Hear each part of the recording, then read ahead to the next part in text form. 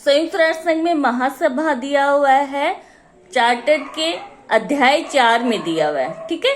Chapter 4 में दिया हुआ है कि कहां से कहां तक होता है, अध्याय 4 में दिया हुआ है और आर्टिकल 9 से लेके आर्टिकल 22 तक महासभा का प्रावधान किया गया है कि महासभा में क्या क्या कार्य होते हैं, क्या क्या उनके अंग होते हैं या कौन कौन सी उसकी समितियां होती है, ये होता है, ठीक है। एक आता है इसमें कि संयुक्त राष्ट्र की भाषा कितनी प्रकार की है। ये एक में यहाँ एक्स्ट्रा लिखा हुआ है, बता देती हूँ कि संयुक्त राष्ट्र संघ में 6 भाषाएं हैं। मान लिया जाता है, पूछ लिया जाता है कि संयुक्त राष्ट्र संघ में कितनी भाषाएं हैं, तो 6 भाषाएं हैं। कौन कौन सी? अंग्रेजी है, फ्रेंच है, चीनी है, चीनी भाषा है, रूसी भाषा है, अरबी भाषा है और स्पेनिश है। लिख लीजिए, ठीक है।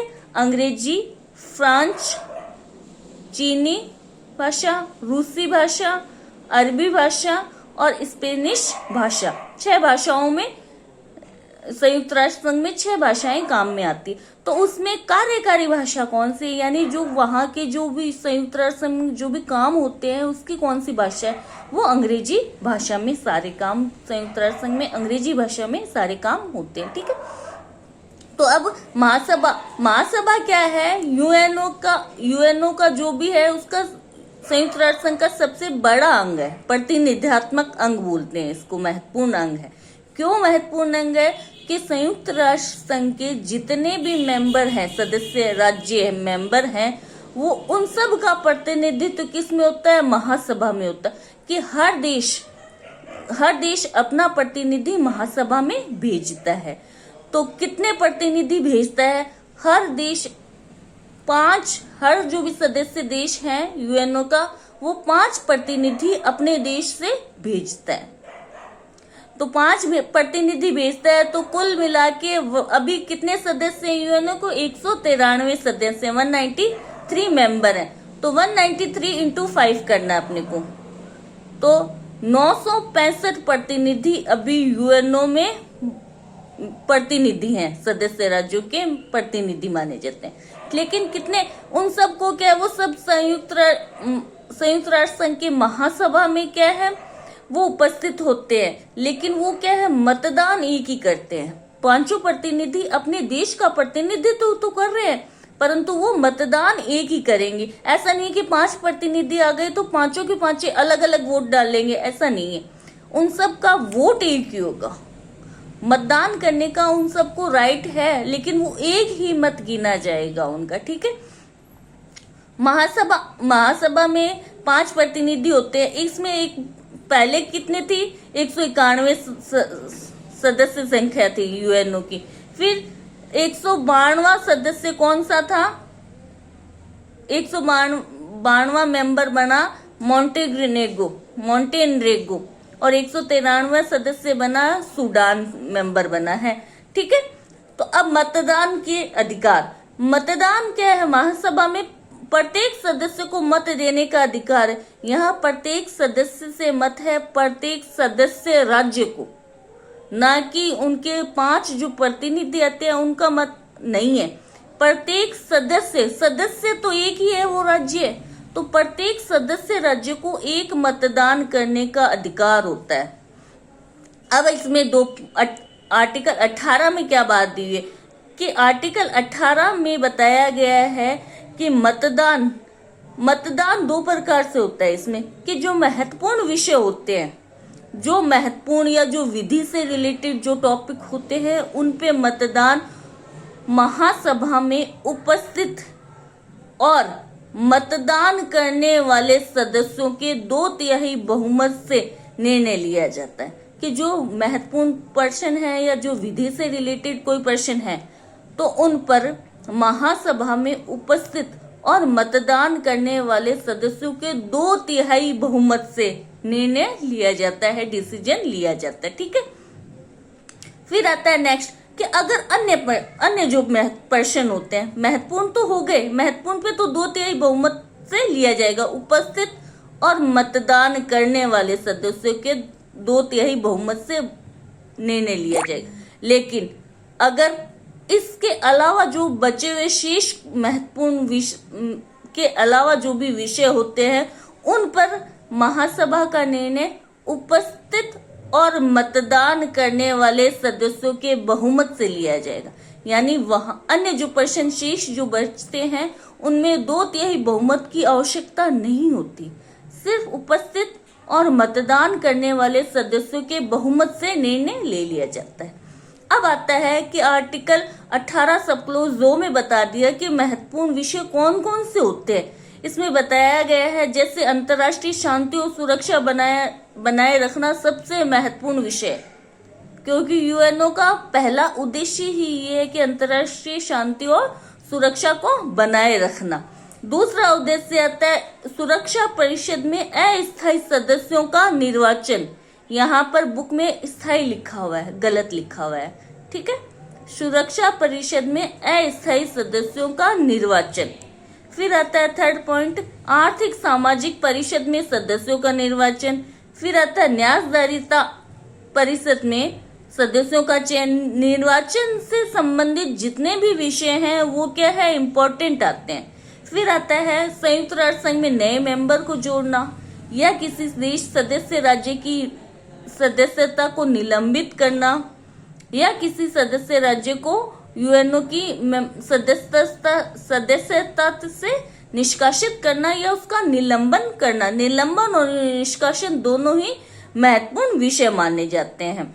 फिर न्यास प्रणाली की क्रियान्वयन प्रणाली, यानी न्याय कैसे किया जाए या जो क्रियान्वयन कैसे किया जाए या जो यूएनओ के जो भी सारे अंग हैं उनमें कार्य प्रणाली कैसी होनी चाहिए, ये भी महत्वपूर्ण विषय माना जाता है। बजट से संबंधित जो भी विषय है वो महत्वपूर्ण माने जाते हैं, ठीक है। अब ये सारे महत्वपूर्ण विषय हो गए 7-8 जो भी बताए। अगर इन पे कोई निर्णय लेना है तो महासभा में उपस्थित और मतदान करने वाले सदस्यों के 2/3 बहुमत से ही निर्णय किया जाएगा।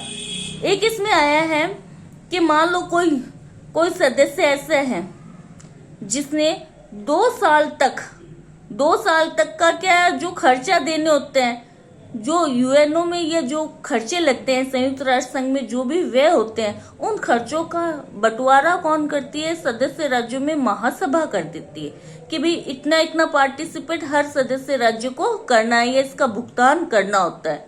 जो भी यूएनओ को जो खर्चे लगते हैं वो खर्चे या वो वे किस में बांट दिए जाते हैं, यूएनओ के जितने भी मेंबर सदस्य राज्य होते हैं उनमें बांट दिए जाते हैं। अगर कोई सदस्य राज्य ऐसा है जो कि वार्षिक रूप से दिया जाने वाला धन, यानी 2 साल से अगर किसी का ड्यू पड़ा है, कोई बकाया है, देता नहीं है, तो उसे मतदान में भाग लेने नहीं दिया जाएगा, यानी वो महत्वपूर्ण विषय पर मतदान नहीं कर सकता।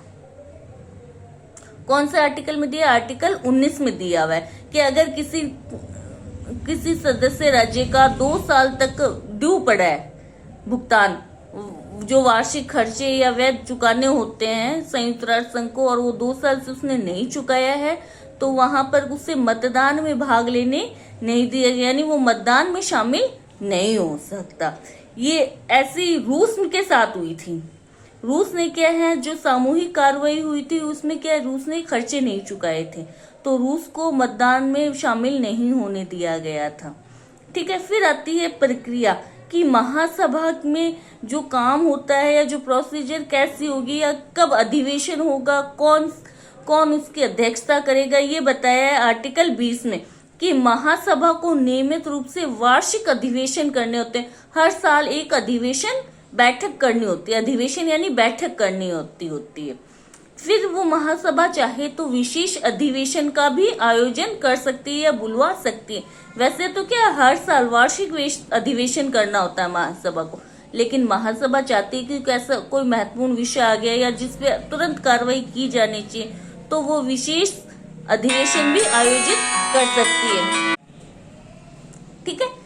तो उसके लिए क्या है, विशेष जो वार्षिक अधिवेशन जो किया जाता है वो क्या है, संयुक्त राष्ट्र संघ के महासचिव अथवा सदस्यों के बहुमत द्वारा बुलाए जाते हैं। वार्षिक अधिवेशन किसके द्वारा, मतलब बैठक कौन करेगा या उसको आयोजित कौन करेगा, महासचिव करेगा या सदस्य राज्य जो भी हैं, यूएनओ के सदस्य राज्य जो भी हैं, उनके बहुमत से अधिवेशन आयोजित किया जाएगा या उसको अधिवेशन बैठक रखी जाएगी या अधिवेशन किया जाएगा। ठीक है, तो कौन करेगा? महासचिव तथा अथवा या तो महासचिव कर लेगा या जो सदस्य राज्य हैं उनके बहुमत से, मतलब 193 सदस्य और महत्वपूर्ण विषय है ये, अगर ये तो क्या 2/3 बहुमत, और अगर महत्वपूर्ण नहीं है, अधिवेशन महत्वपूर्ण नहीं है, क्योंकि अपन ने जो 8-7 पढ़े उसमें अधिवेशन बुलाना या बैठक बुलाना कहीं भी नहीं था, तो ये महत्वपूर्ण नहीं है, तो उपस्थित और मतदान करने वाले सदस्य के बहुमत से, तो इसीलिए लिखा है कि सदस्य राज्यों के बहुमत से अधिवेशन, वार्षिक अधिवेशन बुलाया जा सकता है। अब अधिवेशन की प्रक्रिया क्या होगी, ये सब कौन सी प्रक्रिया होंगी या कौन से नियम होंगे उस पर अधिवेशन में, कौन से रूल रेगुलेशन होगी, ये सब कौन तय करती है? महासभा स्वयं तय करती है कि इस अधिवेशन की क्या प्रक्रिया होगी या कौन से नियम उन्हें फॉलो करने। अब प्रत्येक अधिवेशन यानी जो वार्षिक अधिवेशन होता है उसके लिए एक सभापति, उसके लिए क्या है, एक सभापति की नियुक्ति की जाएगी। किसको निर्वाचित करना है? ये महासभा ही निर्वाचित करेगी। महासभा को ये अधिकार है कि वो उस अधिवेशन के लिए एक महासभा को अधिकार है कि वो सभापति नियुक्त करे, यानी वो उस अधिवेशन का एक सभापति नियुक्त करने का अधिकार है महासभा। साथ में महासभा को ये जो सभापति है वो तय किया जाता है, नियुक्त किया जाता है आर्टिकल 21 में। आर्टिकल 21 में फिर है आर्टिकल 22, ये कह रहा है कि यदि आवश्यक हो तो कार्य को सुचारू रूप से करने के लिए महासभा गौण अंग भी स्थापित कर सकती है, कि महासभा को लगता है कि कार्य इतने हैं या कुछ विशेष कार्य के लिए एक गौण महासभा अपने आर्टिकल 22 के तहत वो गौण अंग भी स्थापित कर सकती है।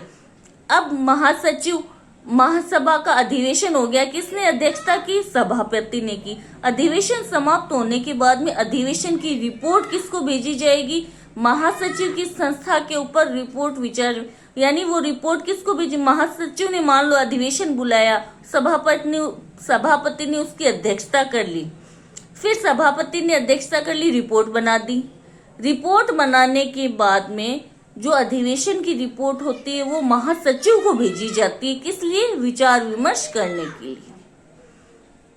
अब आती है महासभा में समितियां। महासभा की समितियां 4 प्रकार की होती है।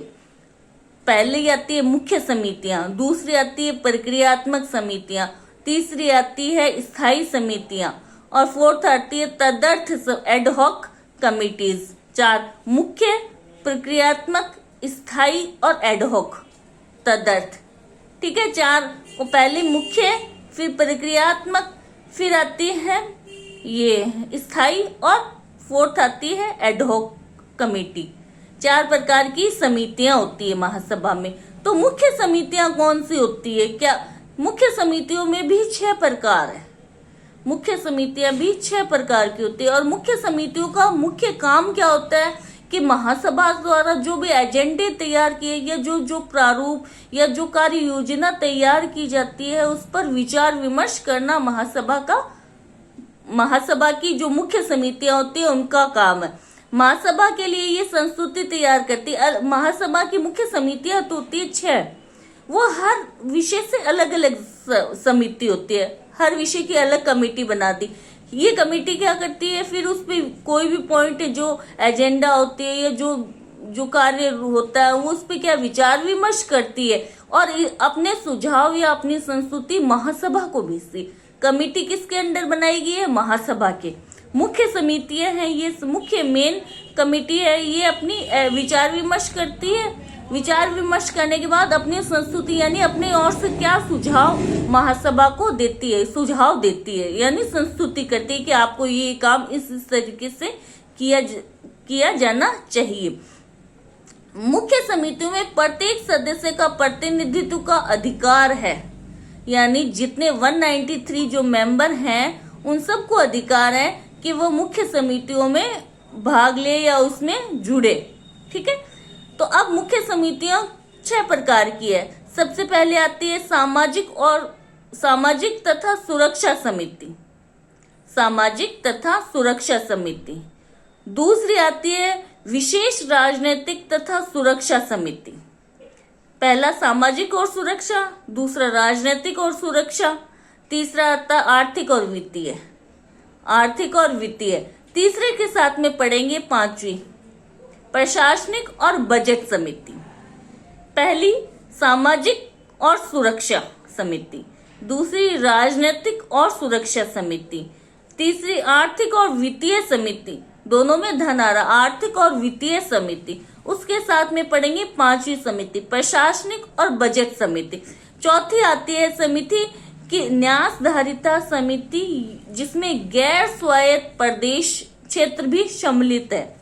तो न्यासधारिता समिति याद रखना अपने को, न्यासधारिता समिति। और उसके साथ में आती है कानूनी समिति, कानूनी समिति। ठीक है, तो क्रम से याद करने के लिए पहला क्रम की सामाजिक और सुरक्षा, सामाजिक और सुरक्षा। दूसरी आती है राजनीतिक और सुरक्षा, ये समितियां मुख्य समितियां। ठीक है, पहली आती है सामाजिक और सुरक्षा, दूसरी आती है राजनीतिक और सुरक्षा, तीसरी आती है आर्थिक और वित्तीय, फोर्थ जोड़ेंगे अपन प्रशासनिक और बजट। इसके साथ में बजट आ गया तो कानूनी समिति, कानूनी समिति। उसके बाद में न्यासधारिता समिति, या जिसमें गैर स्वायत्त शासित प्रदेश भी शामिल है, ये क्षेत्र भी शामिल होते हैं। ठीक है, तो 6 ये मुख्य समिति है। इन समितियों को क्या अलग अलग भागों में बांटा हुआ है कि हर समिति अपने क्षेत्र का काम करेगी, विचार विमर्श करेगी, खाका बनाएगी, सब जो भी करेगी। फिर इसकी संस्तुति यानी इन्होंने उस क्षेत्र में और क्या काम किया जाना चाहिए, इसकी रिपोर्ट महासभा को प्रेषित करती थी। फिर आती है प्रक्रियात्मक समिति कि अब निरंतर चलने वाले प्रश्नों पर विचार होता है। विचार विमर्श तो कर लिया मुख्य समितियों ने, अब उनके लिए वो समितियां तय करती है कि इन समितियों को पर क्या कार्य रूप में लाने के लिए क्या प्रोसीजर फॉलो करना है या क्या प्रक्रिया अपनानी है। ठीक है, तो ये 2 स्थायी समितियां होती है। प्रक्रियात्मक समितियों में 2 स्थायी समितियां होती। फर्स्ट आती है प्रशासनिक और बजट बजट कौन सा पढ़ के आए थे अपन, वहां पर चौथी समिति पढ़ी थी, प्रशासनिक और बजट के प्रश्नों पर सलाहकारी समिति, प्रशासनिक और बजट के प्रश्नों पर सलाहकारी समिति। इस समिति में 16 मेंबर होते हैं और ये महासभा को प्रेषित बजट के प्रस्ताव, जो भी बजट का प्रस्ताव प्रेषित किया जाता है, महासभा को उसकी परीक्षा करती है, एग्जामिन करती है। ठीक है, तो पहली समिति कौन सी हुई प्रक्रियात्मक में, प्रशासनिक और बजट से संबंधित समिति। इसमें 16 मेंबर होते हैं। इसका काम क्या है कि महासभा को जो बजट से संबंधित प्रस्ताव भेजे जाते हैं कि हमें इतना बजट चाहिए, हमें इस कार्य के लिए इतना बजट चाहिए, उन बजट की परीक्षा या उसको एग्जामिन कौन सी समिति करती है, प्रशासनिक और बजट से के प्रश्नों पर समिति जो होती है, सलाहकारी समिति होती है, वो करती है। दूसरी समिति अनुदानों पर समिति, यानी महासभा को जो जितना अनुदान मिलना है, जो ग्रांट मिलना है, उन विषयों से संबंधित समिति। इसमें 18 मेंबर होते हैं। पहली वाली में 16 मेंबर होते हैं और दूसरी वाली अनुदान से संबंधित जो समिति है उसमें 18 मेंबर होते हैं। इसका काम ये है कि सदस्य राज्यों में संयुक्त राष्ट्र के खर्चों का प्रभाजन के मामलों में महासभा को सलाह देना। कि मैंने कहा कि संयुक्त राष्ट्र संघ के जो भी खर्चे लगेंगे वो सारे सदस्य राज्यों में बांटे जाते हैं कि भाई मान लो 5 लाख लग गए, 10 लाख लग गए, 10 करोड़ लग गए, जितने भी जो खर्चे लगेंगे वो किसी एक देश पर भार नहीं होंगे, बल्कि जितने मेंबर हैं यूएनओ के उन सब में वो खर्चा डिवाइडेशन कर दिया जाता है। अब कैसे प्रभाजन किया जाना चाहिए, किस देश को कितना दिया जाना चाहिए, इसके लिए ये अनुदान समिति महासभा को सलाह देती है कि खर्चों का प्रभाजन किस प्रकार किया जाना चाहिए, ये सलाह देती है महासभा को। तीसरी आती है एडहॉक समितियां। स्थायी समितियों का इसमें उल्लेख नहीं किया है। एडहॉक समितियां किसी विशेष प्रयोजनों के लिए तथा शक्ति हेतु बनाई जाती है। महासभा जो एडहॉक समितियों की स्थापना क्यों करती है? विशेष कार्यों के लिए या विशेष शक्तियों का पालन निर्वहन करने के लिए कर सकती है। जैसे निशस्त्रीकरण है या सूचना है, ये जातीय भेदभाव का प्रतिषेध है, उपनिवेशवाद की समाप्ति, ये क्या विशेष विषय है। इन सब पर क्या तदर्थ समितियां एडहॉक कमेटी महासभा बना सकता है। महासभा कहाँ गौण अंगों की स्थापना कर सकता है? महासभा को लगता है कि मुझे और कार्य करने के लिए गौण अंगों की स्थापना करने का अधिकार महासभा को कहां पर है? अभी अपन ने पढ़ा था आर्टिकल 22 में है। आर्टिकल 21 में क्या करता है? सभापति होता है, महासभा सभापति की नियुक्ति करती है। और आर्टिकल 22 में है कि वो अपने कार्यों को सुचारू रूप से करने के लिए महासभा गौण अंगों की स्थापना कर सकती है। ठीक है, इसके बाद में आता है अब महासभा के कार्य क्या है या उसकी शक्तियां क्या है। तो महासभा के कार्यों का वर्गीकरण या विभाजन किसने किया है? Professor Leonard. ये अपने को याद रखना है कि कोई भी जैसे वर्गीकरण या किसी ने अंतर किया है या किसी ने रेफरेंस किया, तो वो किसने किया है वो याद रखना है। लोक अंतर्राष्ट्रीय विधि और प्राइवेट अंतर्राष्ट्रीय विधि में कोई अंतर किसने किया था? पिटकोबेट ने। ठीक है, ये याद रखना है अपने को कि अंतर वाले जो भी नाम है वो पूछ लिए जाते हैं क्वेश्चन में। ठीक है, पहला काम महासभा का फर्स्ट काम प्रोफेसर लियोनार्ड ने किया, अंतर लियोनार्ड ने। ठीक है, तो पहला काम ये बताया कि महासभा का विचार विमर्शकारी कार्य। ठीक है, विचार विमर्श करने का कार्य या जो विमर्श सलाह की जाती है वो किससे की जाती है? महासभा से। महासभा का काम है विचार विमर्श करना। महासभा का कार्य उन विभिन्न प्रश्नों पर विचार विमर्श करती है जो कि महासभा को भेजे जाते हैं। यानी महासभा उन समस्त प्रश्नों पर विचार विमर्श करती है जो उसकी शक्ति में आ रहे हैं और जो उसको भेजे जाते हैं, जो उसको रेफर्ड किए जाते हैं। ठीक है, अब आर्टिकल 10 में बताया है कि महासभा संयुक्त राष्ट्र संघ के अंतर्गत किसी भी प्रश्न और किसी भी अंग के कार्य और शक्तियों से संबंधित या तो महासभा को कोई भी प्रश्न, संयुक्त राष्ट्र संघ का कोई भी प्रश्न या संयुक्त राष्ट्र संघ के किसी भी अंग का कोई भी प्रश्न हो, किसी भी अंग यानी जो पीछे जो पांचों जो अंग बचे हैं उनकी किसी भी अंग का, उनकी शक्तियों का, उनसे संबंधित कोई भी कार्य है उस पर विचार विमर्श महासभा को करने का अधिकार प्रदान किया। परंतु एक अपवाद इसमें दिया हुआ है कि अगर कोई विचार विमर्श सुरक्षा परिषद को सौंप दिया गया है, सुरक्षा परिषद के पास पेंडिंग पड़ा है कोई विचार सलाह करने के लिए, कोई मामला सुरक्षा परिषद के पास पेंडिंग है, तो उस मामले को वापस महासभा नहीं सुनेगी या महासभा उस पर विचार विमर्श नहीं करेगी। फिर आया नेक्स्ट, महासभा को क्या है? अंतर्राष्ट्रीय शांति सुरक्षा बनाए रखने के लिए निशस्त्रीकरण को नियंत्रित करने आदि, मतलब महासभा को अंतर्राष्ट्रीय शांति सुरक्षा बनाए रखना ये तो यूएनओ का प्रमुख उद्देश्य है। तो इसीलिए महासभा को क्या है? शांति और सुरक्षा बनाए रखने के लिए निशस्त्रीकरण या सशस्त्रीकरण से को नियंत्रित करने के लिए या जो निशस्त्रीकरण से संबंधित जो भी प्रावधान है उन पे विचार विमर्श करने की अधिकार है। इस संबंध में अपनी सिफारिशें किस किस को देगी कि भाई शांति और सुरक्षा के लिए निशस्त्रीकरण को अपनाया जाना चाहिए। इसके लिए महासभा अपनी सिफारिश एक तो मेंबर सदस्य राज्यों को भेजेगी और सुरक्षा परिषद को भेजेगी, क्योंकि शांति और सुरक्षा बनाने का सबसे प्राथमिक कार्य सुरक्षा परिषद का, महासभा का नहीं है।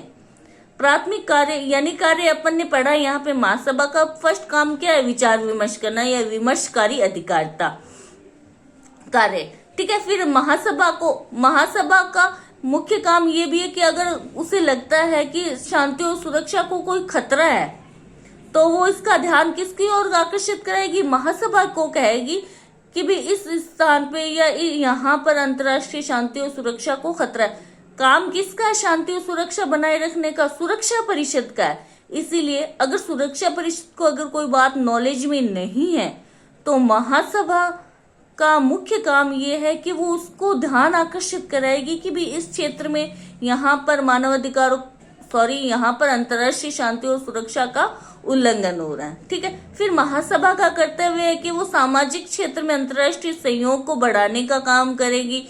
कोई भी भेदभाव हो रहा है किसी भी प्रकार का, चाहे जाति, भाषा, लिंग, धर्म, जात, किसी भी आधार पे, उस भेदभाव को समाप्त करवाने का प्रयास करेगी। व्यक्तियों को मौलिक स्वतंत्रताएं प्रदान करवाने का प्रयास करेगी। लोक कल्याण से संबंधित भावनाओं को या राज्यों में आपसी मित्रतापूर्ण भावनाओं को विकसित करने का प्रयत्न महासभा के द्वारा किया जाएगा।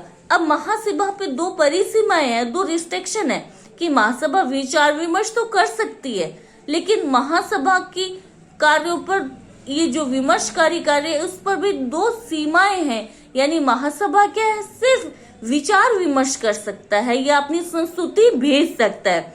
महासभा ने अगर कोई निर्णय ले लिया है तो वो निर्णय बंधनकारी नहीं है। क्यों नहीं है? क्योंकि महासभा द्वारा सिर्फ संस्तुति भेजी जाती है, अपना विचार व्यक्त किया जाता है, अपनी सलाह दी जाती है। अगर महासभा ने कोई विचार भेजा या कोई संस्तुति भेजी तो वो सभी राज्यों पर बंधनकारी न हो, ये आवश्यक नहीं है। क्योंकि महासभा क्या है, विश्व संसद नहीं है। संसद के द्वारा अगर कोई कानून बनाया जाता है तो वो उसपे वो लोगों पर या वो वहां की प्रजा पर बंधनकारी होता है। महासभा कोई विश्व संसद नहीं है कि इसने कोई संस्तुति भेज दी तो वो सदस्य राज्यों पर बंधनकारी हो गया, ऐसा नहीं है। महासभा की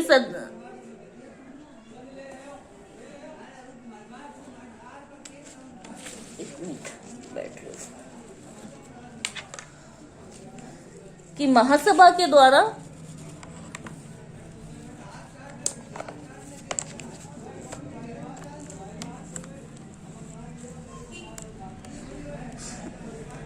महासभा के मतलब वो क्या, महासभा कोई भी भेजती है तो वो सिर्फ क्या है, एक विचार बन जाता है या वो सिर्फ एक संस्तुति रहती है, उसमें बंधनकारी प्रभाव नहीं आता है। ठीक है, तो यहाँ पर ये आता है। फिर आता है कि महासभा ने संस्तुति भेजी लेकिन उन्होंने वो बंधनकारी ने कब भेजी। एक तो 1956 में भेजी, स्वेज के मामले में रूस को भेजी। फिर कांगो को भेजी 1961 में, लेकिन उन्होंने क्या कोई मतलब रिस्पांस नहीं दिया या बंधनकारी इन पर नहीं बना। फिर आता है दूसरा रिस्ट्रिक्शन। क्या है दूसरा रिस्ट्रिक्शन? अपन कहाँ पढ़ के आए हैं, सिद्धांतों में। सिद्धांत कितने थे महासभा के? महासभा के सिद्धांत 7 थे, जिसमें 7वां सिद्धांत ये था कि संयुक्त राष्ट्र संघ राज्यों के या जो सदस्य राज्य हैं उनके आंतरिक और घरेलू मामलों में हस्तक्षेप नहीं करेगा। तो महासभा को किसी भी राज्य के आंतरिक या घरेलू मामलों में हस्तक्षेप करने का अधिकार नहीं है। कोई भी मामला आता है, महासभा इंटरफेरेंस करती है या हस्तक्षेप करती है तो राज्य कह देता है कि ये तो हमारा आंतरिक मामला है, ये तो हमारे घरेलू मामला है। तो ऐसे करके महासभा के द्वारा अगर कोई भी निर्णय लिया जाता है या कोई भी किसी प्रकार का कोई डिसीजन लिया जाता है तो उसको रोक दिया जाता है कि ये तो हमारे आंतरिक मामला है या आंतरिक विधि से संबंधित मामला है। ठीक है, फिर आता है महासभा। महासभा के प्रस्ताव का विधिक महत्व है क्या? महासभा सिर्फ क्या है, सिफारिश करती है, कोई विधि का निर्माण नहीं करती। ठीक है, इसमें अलग अलग विधि शास्त्रियों ने अपने अपने विचार रखे। इसमें फ्रीडमैन कहते हैं, फ्रीडमैन के सिद्धांतों की घोषणा जहां तक आती है ठीक है, परंतु ये किसी विशेष कार्य को करने को बाध्य नहीं कर सकते। महासभा की जो प्रस्ताव होते हैं या जो संस्तुति होती है उसमें सिर्फ क्या है, घोषणा है, उसमें कोई बंधनकारी प्रभाव या बल नहीं है। ठीक है, सिर्फ घोषणाएं होती है, उसमें कोई बंधनकारी नहीं होता।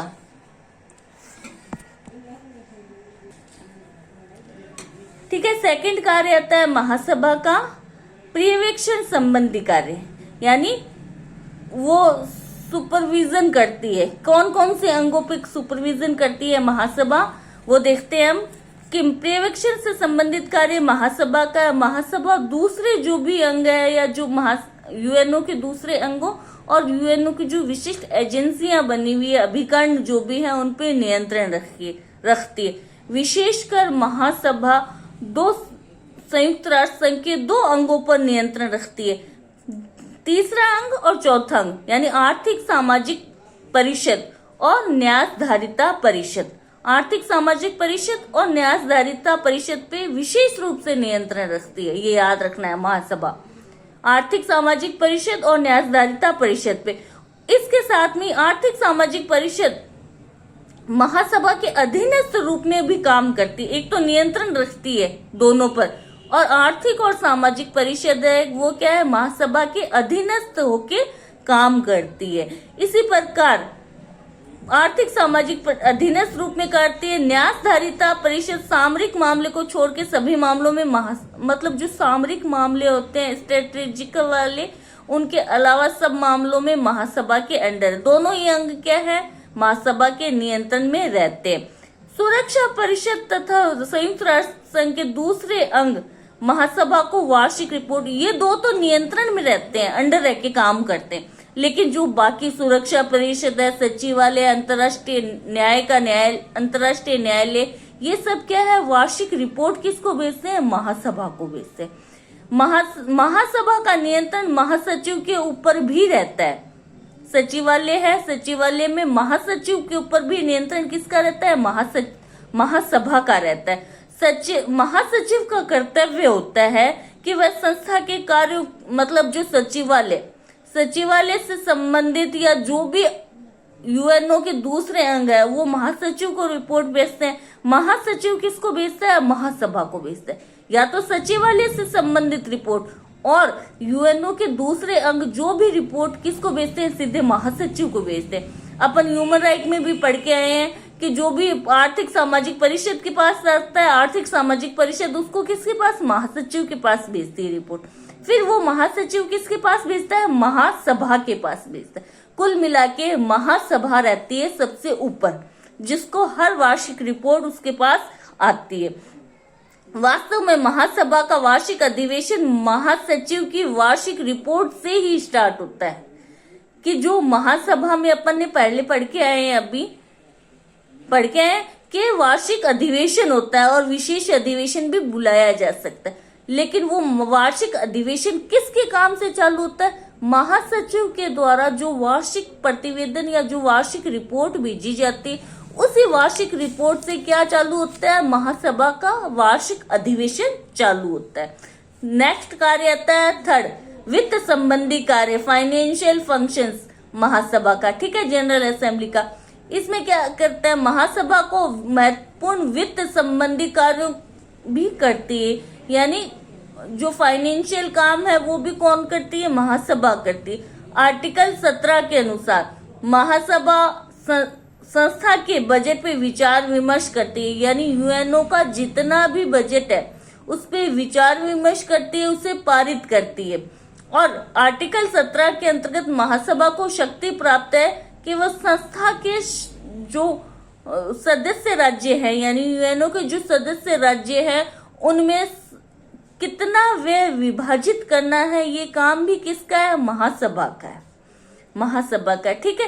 कि कितना धन किस सदस्य राज्य को, संस्था को देना है। यानी हर सदस्य राज्य जो भी 193 जो भी मेंबर है, उन सबको क्या है, यूएनओ को धन देना होता है। लेकिन कौन सा सदस्य कितना धन होगा, क्योंकि हर देश बराबर कैपेसिटी नहीं रखता है, इसलिए ये विभाजन है जो खर्चों का वो कौन करेगा, महासभा करती। महासभा निर्धारित करती है कि विशिष्ट एजेंसियों के बजट वित्त प्रबंध पर विचार करती है। यानी कितना अनुदान आना चाहिए, कितना बजट पारित होना चाहिए, या जो एजेंसियों से को कितना बजट देना चाहिए। नहीं, बजट से संबंधित सारा काम, आय व्यय से संबंधित सारा काम महासभा के द्वारा किया जाता है। इसी में बताया है कि अगर कोई सदस्य राज्य खर्चे नहीं देता है 2 साल तक, तो उसे मतदान करने का अधिकार नहीं होता, ठीक है। 17(2) में ये बताया कि संस्था के खर्चों को सदस्य महासभा द्वारा अनुपात में वहन किया जाता है। कि ऐसा नहीं है कि सबको बराबर बराबर बराबर में बांट दिया जाएगा। 17(2) आर्टिकल 17(2) में बताया कि हर सदस्य राज्य को अनुपात में खर्चे वहन करने होते हैं। उनके जितना अनुपात होता है या जितने उनकी जनसंख्या है, जिस अनुपात, ये सब कौन तय करता है? महासभा तय करती है। ठीक है। नेक्स्ट काम आता है निर्वाचन से संबंधित काम। फोर्थ काम है कि निर्वाचन संबंधी महासभा को 2 प्रकार के निर्वाचन कार्य करती है। फर्स्ट तो आता है कि नए राज्यों का यूएनओ में प्रवेश। नए राज्यों का यूएनओ में प्रवेश कहां पे होता है? आर्टिकल 4 में। 3 में मौलिक सदस्य, 4 में नए राज्यों का प्रवेश, 5 में क्या है? निष्कासन। निलंबन। निष्कासन पहले नहीं है क्या? पॉइंट हेडिंग दी हुई है, लेकिन निष्कासन 6 में है। पहले निलंबित किया जाएगा 5 में, 6 में निष्कासित किया जाएगा। ठीक है। 5 में निलंबित, पहले 3 में मौलिक सदस्य, 4 में नए सदस्य जोड़ने, 5 में निलंबन करना, 6 में निष्कासन, और 7 आर्टिकल 7 में बता दिए अंग कितने प्रकार के अंग होते हैं महासभा यूएनओ के। ठीक है। आपने ये बताया था ना मैडम कि पहले निलंबन होगा बाद में निष्कासन होगा। हाँ, तो ये पहले निलंबन होगा आर्टिकल 5 में, फिर निष्कासन होगा आर्टिकल 6 में। ठीक है। तो अब आता है कि महासभा को 2 प्रकार के निर्वाचन कराने होते हैं। पहला, फर्स्ट, कि नए सदस्य राज्यों का प्रवेश करना आर्टिकल 4 में। फिर दूसरे अंगों के लिए सदस्यों का सदस्य है ना मैडम ये? नहीं, अस्थायी नहीं बोली, सुनो पहले। अच्छा, पहला यूएनओ के सदस्य बनाना। जैसे 194 अगर कोई मेंबर बनाना है, चौथा नेक्स्ट मेंबर बनाना है, तो वो कौन बनाएगा? महासभा बनाएगी। कैसे बनाएगी? महत्वपूर्ण विषय है तो उपस्थित और मतदान करने वाले सदस्यों के 2/3 बहुमत से बनाया जाएगा। ठीक है। दूसरा निर्वाचन कौन से है?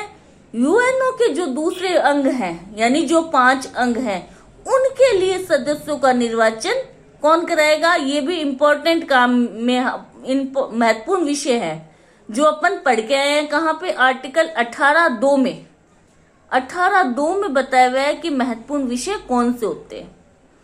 तो अब नए राज्यों के प्रवेश, जैसे अपन ने बताया कि कौन को कब किसी राज्य को यूएनओ का मेंबर बनाया जा सकता है। प्रवेश शब्द का अर्थ है कि नए राज्यों को यूएनओ की सदस्यता में जोड़ना। नया सदस्य राज्य क्या करता है? प्रार्थना पत्र पर सुरक्षा परिषद की सहमति प्राप्त होनी चाहिए।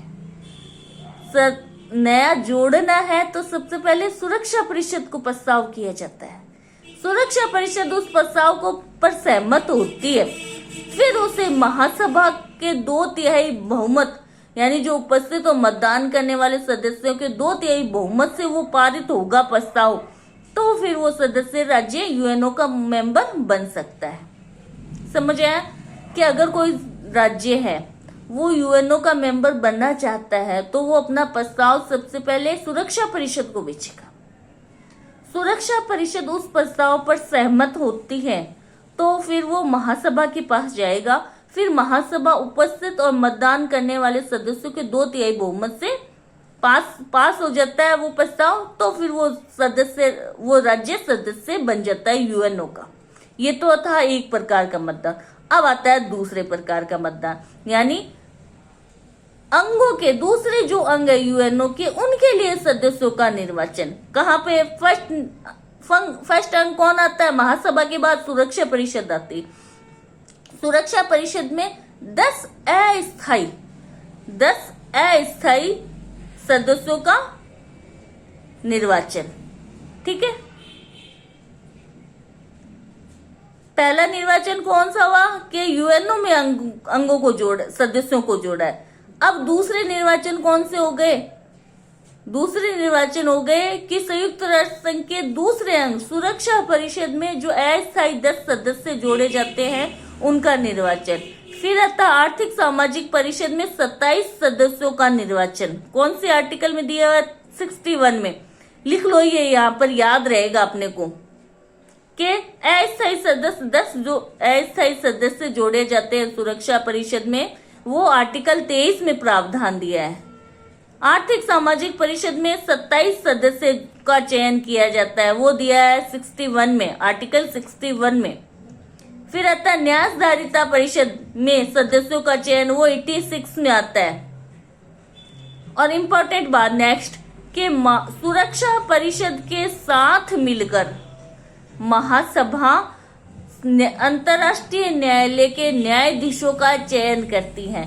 यानी सुरक्षा परिषद प्लस महासभा, दोनों, महासभा प्लस सुरक्षा परिषद दोनों मिलकर न्यायाधीशों का चयन करते हैं। अंतर्राष्ट्रीय न्यायालय जो होते हैं उनके न्यायाधीशों का चयन दोनों मिलके करते हैं। ऐसा नहीं कि एक हो और एक ना हो, ऐसा नहीं, दोनों मिलकर न्यायाधीशों का चयन करते हैं। नेक्स्ट और भी इम्पोर्टेंट है कि सुरक्षा परिषद का सुझाव तथा सहमति प्राप्त होने पर, सुरक्षा परिषद का सुझाव प्लस सहमति प्राप्त होने पे महासभा महासचिव को नियुक्त करती है। 97, आर्टिकल 97 में। ये तो था नियुक्ति से संबंधित, निर्वाचन से संबंधित। अब आता है कि अगर कि कोई सामूहिक कार्रवाई की जा रही किसी सदस्य राज्य के विरुद्ध, तो सुरक्षा परिषद की सहमति से 2/3 बहुमत में से अगर मान लो किसी सदस्य राज्य के विरुद्ध कोई सामूहिक कार्रवाई की जा रही है, तो सुरक्षा परिषद से महासभा 2/3 बहुमत से उन सदस्यों को निलंबित कर सकती है।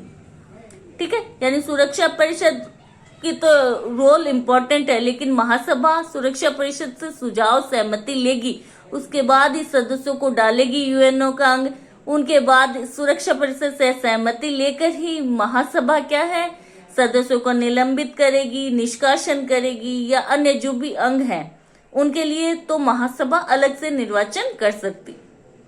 ठीक है, तो 10 अस्थायी सदस्य किसमें, सुरक्षा परिषद में। फिर आते हैं 27 आर्थिक सामाजिक परिषद में, आर्टिकल 61 में। न्यायधारिता परिषद में 86 में।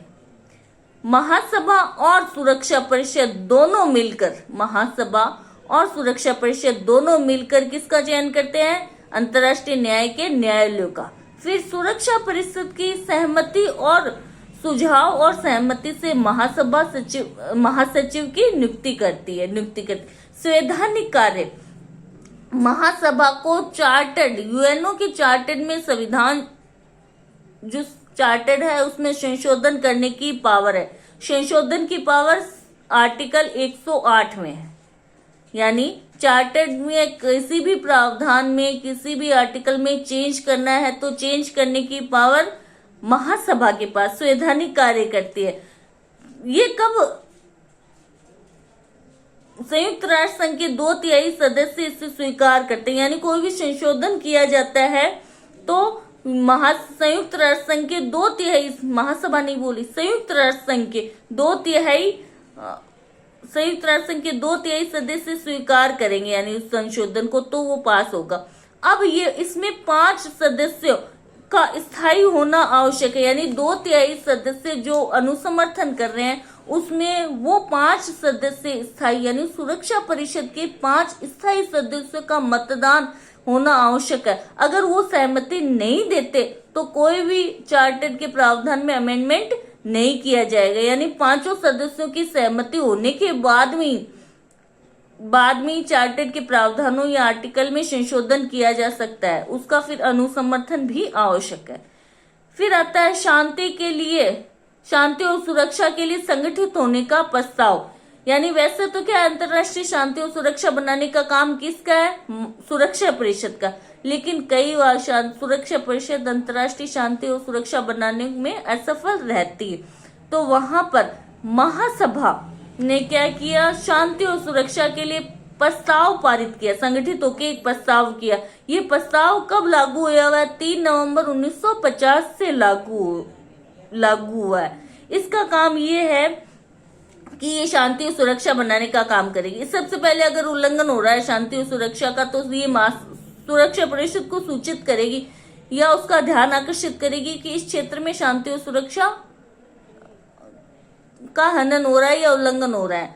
तो अगर सुरक्षा परिषद वहां काम करने में असफल रहती है तो फिर महासभा उसमें इंटरफेरेंस करेगी, काम करेगी। महासभा इसके लिए क्या शांति और सुरक्षा का प्रस्ताव तो ले, अब उसे लगता है कि हाँ काम हो नहीं रहा, तो वो खुद महासभा शांति और सुरक्षा बनाए रखने के लिए काम करेगी। इसके लिए वो एक 14 सदस्यों की शांति निरीक्षण कमीशन बनाएगा, यानी 14 व्यक्तियों का एक कमीशन बनाएगा, जिसका काम ये होगा कि वो महासभा को रिपोर्ट देगा कि भी इस क्षेत्र में अशांति फैली है या संघर्ष है। इसकी रिपोर्ट महासभा को भेजेगा। फिर महासभा क्या है, उस संबंधित राज्य को, यानी जिस राज्य के क्षेत्र में ये सब हो रहा है, अंतर्राष्ट्रीय शांति सुरक्षा हो रही है, उसको भेजेगी अपनी रिपोर्ट कि आपको ये काम करने चाहिए। ठीक है, तो 14 सदस्यों का काम यही है कि वो रिपोर्ट भेजते हैं महासभा को, और महासभा संबंधित राज्य को भेजती है कि आपके क्षेत्र में ये इन कार्यों से अंतर्राष्ट्रीय शांति और सुरक्षा खतरा हो रही है, इन्हें हल करो। ठीक है, वो क्या है, एक सुझाव भेज सकती है महासभा। महासभा सिर्फ सुझाव भेजेगी, उसके द्वारा कोई संस्तुति की हुई बंधनकारी विधिक बल नहीं होता। ठीक है, इसमें इतना ही पढ़ते हैं अपन, बाकी सुरक्षा परिषद पढ़ेंगे। ठीक है, कल नेक्स्ट अपन सुरक्षा परिषद पढ़ेंगे।